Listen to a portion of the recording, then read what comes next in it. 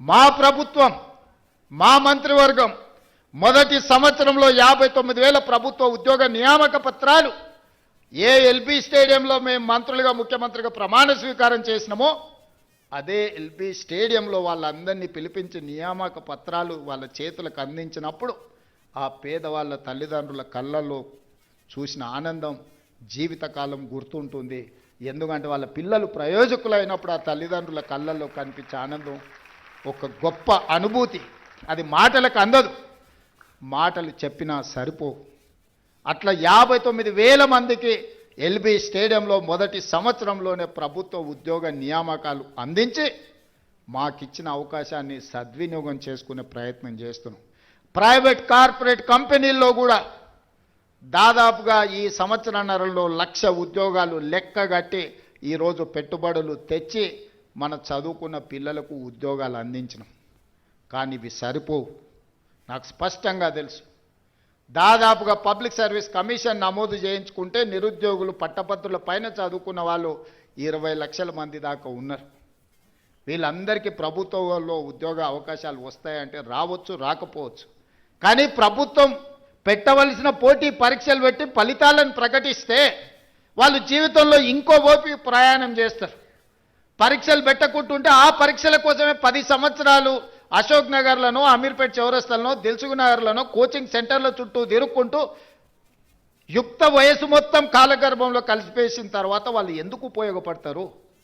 అందుకే పోటీ పరీక్షలు ఎంబడెంబడే పెడితే గత 10 సంవత్సరాలలో పరీక్షలు పెట్టట్లేదని రోడ్ల మీద ధర్నాలు చేసిన నిరుద్యోగ యువకులు ఇంత మీద పరీక్షలు పెడితే ఎట్లా కొంత వాయిదా వేయండి అని ధర్నాలు చేసిన చరిత్ర ఎప్పుడైనా ఉందా? మొదటిసారి మన ప్రభుత్వంలో మొదటి సంవత్సరంలోనే ఆ సిచ్యువేషన్ చూసినాం. నా బాధ, నా ఆవేదన ఒక్కటే, నా ఆలోచన ఒక్కటే. పరీక్షలు వాయిదాలు పెట్టినా కొద్దిగా ఆ పిల్లలు ఇంకో పని చేసుకోరు, ఇంకొక దానికి ప్రిపేర్ అవ్వరు. 65 రోజుల్లో 11,000 మంది టీచర్ల నియామకాలు చేపడితే 3 లక్షల మంది పరీక్షలు రాసింది. ఉద్యోగాలు ఇచ్చింది 11,000 మంది. మరి దాదాపుగా 2,89,000 మంది ప్రత్యామ్నాయం ఎత్తుకుంటారు. పరీక్ష అయిపోయి ఫలితాలు వస్తే ఇక మాకు ప్రభుత్వ టీచర్ ఉద్యోగానికి అవకాశం లేదు, మేము జీవితంలో ఇంకో ప్రయత్నం చేసుకోవాలి, ఇంకో పని చేసుకోవాలని ఆ దిశగా వాళ్ళు ఆలోచన చేసుకునే అవకాశం ఉంటుంది. ఈ రకంగా గ్రూప్ 1 పరీక్షలు 563 కంబైన్డ్ స్టేట్లో కూడా అన్ని ఉద్యోగాలు ఎప్పుడు ఇవ్వలే. ఆనాడు గ్రూప్ 1 పరీక్షలు మీకు తెలుసు, గత ప్రభుత్వం పరీక్షలు పెడతామని చెప్పి పెట్టి ప్రశ్న పత్రాలు జిరాక్స్ సెంటర్లలో పల్లి బఠానీలలాగా అమ్మి వాళ్ళకు కావాల్సిన వాళ్ళను పరీక్షలలో పాస్ చేసుకున్న పరిస్థితి వస్తే పట్టుకొచ్చి లోపలేసి రద్దు చేసి కొత్త పరీక్షలు పెట్టినాం. దాదాపు 5 లక్షల మంది ఈరోజు ఆ పరీక్షలకు ప్రిపేర్ అయిన. నియామక పత్రాలు అందించేటప్పుడు వండుకున్న వంట నోట్లో పెట్టుకునే సందర్భంలో ఈరోజు కింద పడేసి పొలిటికల్ లిటిగేషన్స్ ఈరోజు కోర్టులు వేసి నియామక పత్రాలు అందకుండా ఆపినరు. ఇది ఒక ఆవేదన. ఎందుకంటే సమాజానికి మంచి చేద్దాం అనుకున్నప్పుడు కొంతమంది ఇట్లాంటి వాళ్ళు ఉంటారు.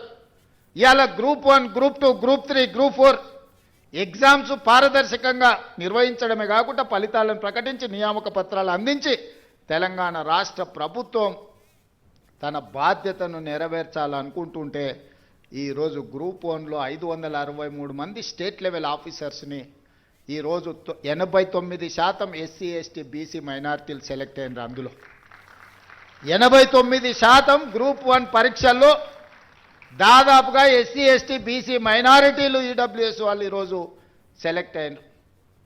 ఇవాళ నోటి కాడికొచ్చిన ముద్దను ఎవడో కింద పడేసి మట్టి పాలు చేస్తే ఆ తల్లిదండ్రుల దుఃఖం ఎట్లుంటుందో ఒకసారి ఆలోచన చేయండి. ఇవాళ 563 మంది గురించి నేను మాట్లాడతలేదు. పరీక్షలు రాసిన వాళ్ళు ప్రత్యామ్నాయంగా ఏదైనా ఎత్తుకుందామనే సందర్భంలో ఈ ఉన్న పరీక్షల ఫలితాలను వాయిదా పెట్టడంతో వాళ్ళకు మళ్ళీ ఒక ఆశ, ఏమన్నా మళ్ళీ పరీక్షలు వస్తాయో, ఇవి రద్దు అవుతాయో, మళ్ళీ చదవాలనేమో. మళ్ళీ చదవాలంటే ఇప్పుడు నేను ఎక్కడికో పోతే మళ్ళీ వెనకొచ్చి చదువుకోవాలన్నా లేదా? త్రిశంకు స్వర్గంలో ఈరోజు మళ్ళీ 5 లక్షల మంది నిరుద్యోగ యువకులను గతంలో 10 సంవత్సరాలు పరీక్షను నిర్వహించని పార్టీలు ఈరోజు ఈ కేసులేసి ఈ విద్యార్థులను ఇరుక్కున పెడుతున్నాయి.